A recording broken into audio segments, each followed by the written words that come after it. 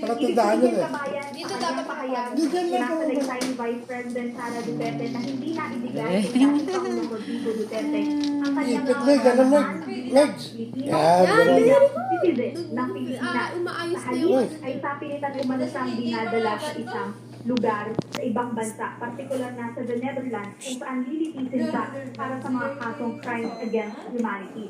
Samantala kabayan, sa isang video na in-upload ng isa pang anak ni dating Pangulong Duterte na si Veronica Duterte sa social media, nakita doon na kinakausap ng PNC, partikular na ni CID Major General idugtong mo na, Nicolas Dani. Torres, si Pangulong Rodrigo Idugtong mo na, Duterte. Bot, sinyo ka dugay. Sa kanya na O, sige na, dice na. option na magdala Dice na ng na. tatlong Ah, si ano, si kasama P, si niya Third doon Miguel. sa naturang charter flight. Subalit sa naturang video, Tatlo mo lang nito. Pwede. Alam mo, Digtong O, yun. sige na, 5 na. Ikaw na, 5 na.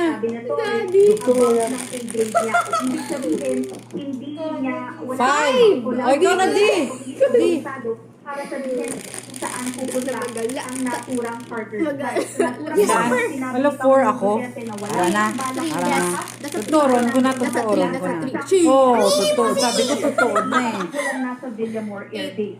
Ngunit hindi Bilang napigilan ni dating 1, 2, Pangulong